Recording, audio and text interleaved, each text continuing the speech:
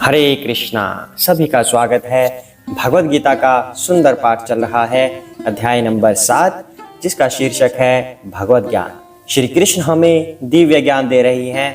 जो हमारे मन में प्रश्न उठते हैं इस भौतिक संसार में रहते हुए, उन सब प्रश्नों के उत्तर श्री कृष्ण हमें भगवत गीता के माध्यम से दे रहे हैं। तो भगवान हमें अभी यह बता रहे हैं कि माया कितने प्रकार की होती है और उनसे कैसे हम छूट सकते हैं। अगर हमें भगवान के दर्शन करने हैं तो माया से पार पाना होगा, और माया से पार पाना है तो उसके लिए क्या है? उसके लिए भक्ति ही एकमात्र साधन है। अगर हम श्री कृष्ण को पुकारेंगे, श्री कृष्ण का ही मंत्र जाप करेंगे, तब दोनों प्रकार की माया को पीछे हटाया जा सकता है। महामाया और योग माया, इन दो के बारे में कल वर्णन हुआ था। आगे अब श्री कृष्ण क्या बताएंगे, हम भगवान की वंदना करने के बाद उसे जानते हैं। तो सभी साथ में वंदना करेंगे। हरे कृष्णा। ओम ज्ञानतिमिरान्धस्य ज्ञानाञ्जनशलाकया चक्षुरुन्मीलितं येन तस्मै श्रीगुरुवे नमः।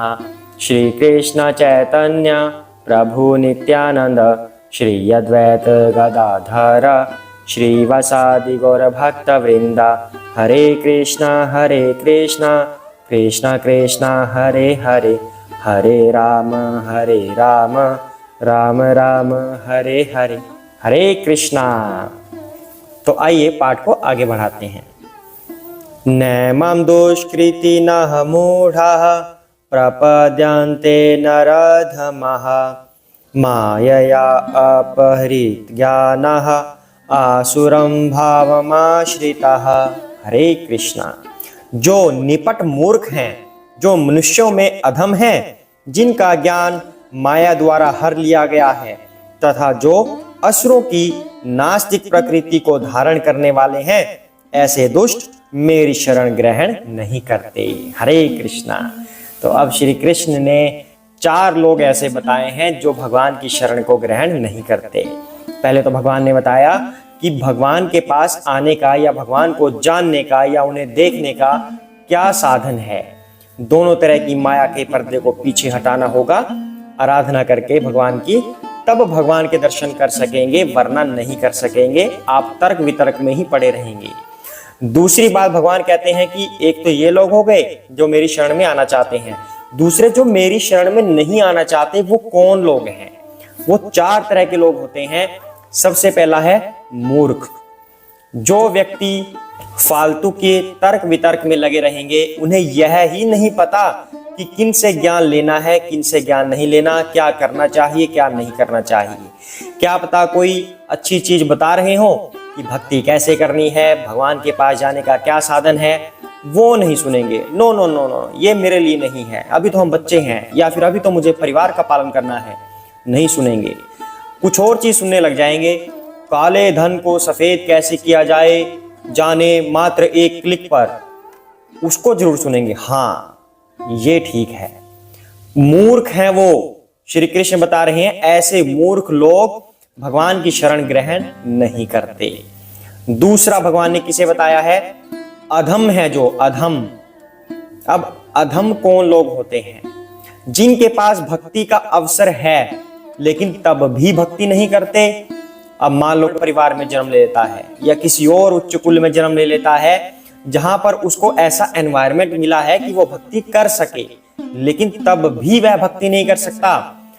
ना उसने कोई वेद पढ़े, एक वेद नहीं पढ़ा, 2 3 4 तो दूर की बात है, कोई शास्त्र नहीं पढ़ा, भगवत गीता नहीं पढ़ता, भागवतम नहीं पढ़ता, रामायण नहीं पढ़ता, कोई शास्त्र नहीं पढ़ता, कोई इवन भगवान की कोई आरती भी नहीं करता। तो ऐसे व्यक्तियों को भगवान अधम कहते हैं। अधम वो लोग मेरी शरण में नहीं आते जो अधम हैं। सब कुछ होते हुए भी उनको ऐसा अवसर दिया गया है कि वो भक्ति कर सकें, तब भी मेरी शरण में नहीं आते। 2 हो गए, एक मूर्ख, दूसरा अधम। तीसरा भगवान कौन बता रहे हैं? तीसरा भगवान कह रहे हैं कि जिनका ज्ञान माया के द्वारा हर लिया गया है, जिनकी नॉलेज कवर कर दी गई है, माया ने जिनका ज्ञान हर लिया है। अब कैसे होते हैं ये लोग? मान लो किसी ने पीएचडी कर ली, मतलब ग्रेजुएशन, पोस्ट ग्रेजुएशन, पीएचडी कर ली, तो उसी में घुसे हुए हैं, उन्हें ये नहीं पता कि जिन चीजों पर आप रिसर्च कर रहे हैं, रिसर्च का मतलब क्या होता है, जो चीज पहले से एग्जिस्ट करती है उसको बाहर निकालकर लोगों को दिखाना कि यह भी है। तो उन्हें यह समझ नहीं आ रहा कि यह चीज पहले से आई कहां से, ये भगवान ने ही तो दी है। नहीं, हम तो साइंटिस्ट हैं, इस तरह से वार्तालाप करेंगे। मतलब वो साइंटिस्ट सिर्फ अपने आप को ही अच्छा मानता है, मैंने ये कर दिया, मैंने वो कर दिया, मैंने इलेक्ट्रॉन ढूंढ दिए, मैंने प्रोटॉन ढूंढ दिए, ठीक है, बैंक की मनी ही सब कुछ है, साइंस ही सब कुछ है, और तो कहीं कुछ है ही नहीं। एल्बर्ट आइंस्टीन ने क्या कहा था, भगवत गीता से ऊपर कुछ नहीं है। लेकिन फिर भी फूलिश कुछ साइंटिस्ट ऐसे होते हैं जो सिर्फ साइंस को मानते हैं, भगवान को नहीं मान रहे। इवन वो ये शब्द प्रयोग करते हैं रिसर्च, लेकिन तब भी भगवान को नहीं मान रहे। रिसर्च खोज करना, जो चीज एग्जिस्ट करती है उसकी खोज करना, एग्जिस्ट किसने करवाई नहीं मान रहे, यानी कि उनका ज्ञान ढक गया है। कुछ और लोग इस कैटेगरी में आते हैं जिन्हें कर्मकांड सीखना है। मान लो इलाहाबाद बनारस यूनिवर्सिटी गए, वहां से संस्कृत के शब्द सीख लिए, बहुत सारे श्लोक सीख लिए, दे दनादन, ये श्लोक वो श्लोक ये श्लोक, पता नहीं कितने श्लोक सीख लिए संस्कृत के। लेकिन निष्कर्ष क्या निकला, कोई भक्ति करते हैं? अगर नहीं कर रहे, कोई निष्कर्ष नहीं। तो क्या फायदा हुआ इतने सारे संस्कृत के श्लोक सीखकर? सिर्फ लोगों को प्रभावित करने के लिए कि हाँ हम पंडित हैं, हम बड़े वाले ज्ञानी हैं। मतलब कोई भी सीख सकता है, जरूरी नहीं जातिगत ब्राह्मण सीख सकते हैं, कोई और भी सीख सकता है, वो भी खुद को पंडित बता सकते हैं संस्कृत सीखकर। लेकिन वो संस्कृत सीखना वो किस लिए होता है? ताकि भगवान के श्लोकों का उच्चारण कर सके, किसी का फायदा हो सके।